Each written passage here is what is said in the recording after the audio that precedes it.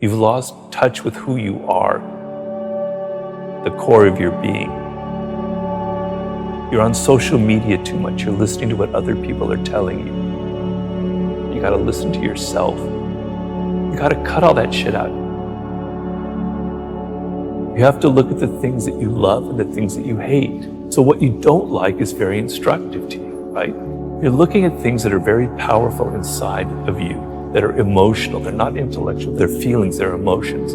They're visceral things that you connect to. I've always followed the laws of power, which is change things up, enter action with boldness, don't be afraid to do things differently, adapt your strategy to the circumstance. It's never too late. The earlier you figure it out, the better off you are, but it can happen later in life. Now, I figured out at an early age that I wanted to write. I didn't know what I wanted to write, but I loved words and I loved writing. And if I didn't have that connection when I was 8 years old, all the way into high school and college, I would have been a lost soul. And I empathize with a lot of people who don't have that feeling when they're 8 or 18 or in their 20s. But I've tried to tell people everybody has it. You're just not listening to yourself. You've lost touch with who you are. There are 5 forms of intelligence. We normally associate intelligence with intellectuals, with our Noam Chomsky, with Albert Einstein. No, intelligence comes in all forms.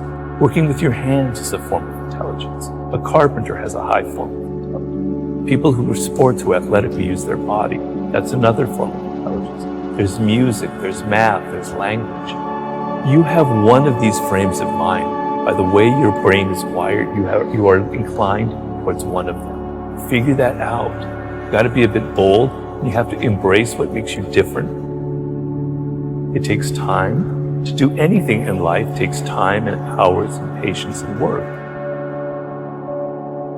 So I like to tell people to go back to their earliest childhood memories of things that really excited them before they got mixed up with parents, teachers, and all that, other people telling them stuff, you know? You gotta cut all that shit out.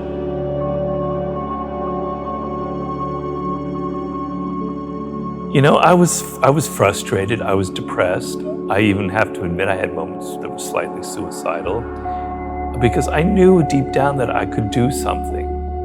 I was different from other people. I had different experiences, you know, and I knew that there was something I needed to express.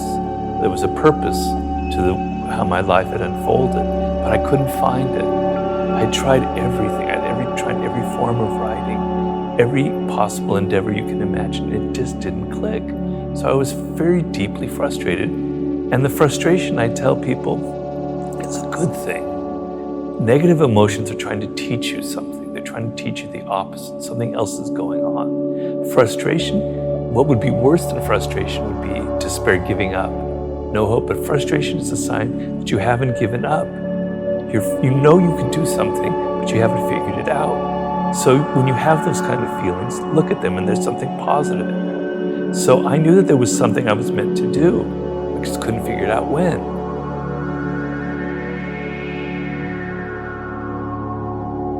It's easy for me, a boomer, I have to admit that, to preach to you when you have gone through you've gone through a pandemic, what looks like to be a recession, and then if you're a millennial, you went through the crash in 2008.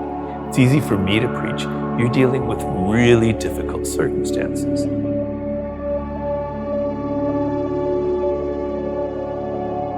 So a lot of people are rethinking their lives. They don't want to work at crap jobs just to get by. And I applaud that 100%, right? That's great. So you want to think about working for yourself is the ultimate position in this world.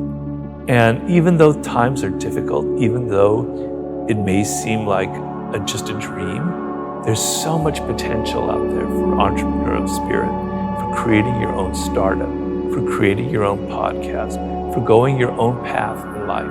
You don't have to follow other people.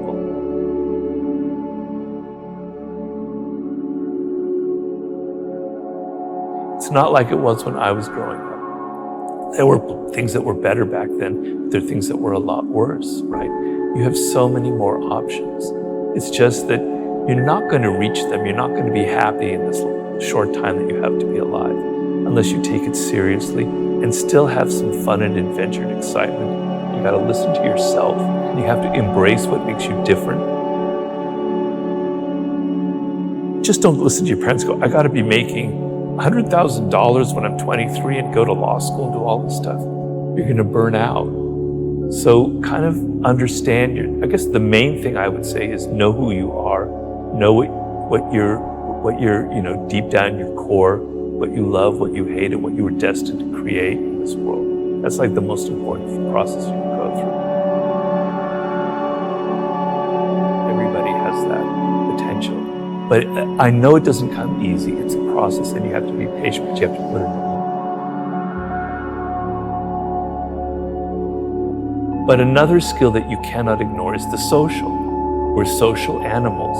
And there are a lot of people in life who ignore that because they're shy. And I was very shy as a young man. I was mostly quite introverted as well.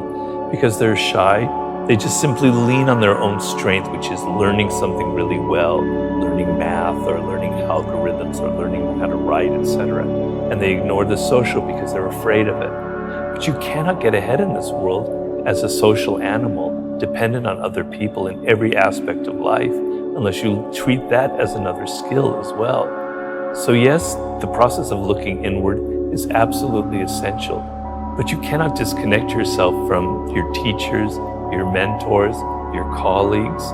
You could have all the skill in the world and know your life's task brilliantly.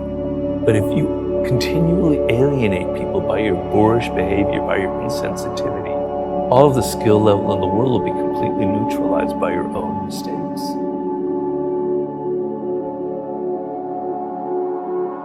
I didn't listen to other people. At so many turning points in my life, I could have been discouraged. People could have said, I had somebody say, Robert, you're never going to be a good writer in life. You need to go to business school, etc. My parents tried to funnel me this way or that way. I was stubborn and I was rebellious and I did my own thing. And because of that, I have kind of a different voice from other people, right? And when I look at books out there, I'm searching for that voice of somebody who's different, who has something different to say, who speaks in a different tone of voice, that has their blood and their personality in their writing. And I don't find it often, but when I do, it's a great thing. And so, to me, success in life is kind of being who you are. There's a famous expression of the great ancient Greek poet Pindar about become who you are. It's a process of becoming who you actually are and realizing what it is. So we talked about my weirdness earlier on, and following that has allowed me to craft my own message, which is basically about opening your eyes up to the reality of the world and to what people are like. But I'm not able to do that unless I had ignored what other people tried to foist on me earlier on in life. It's never too late.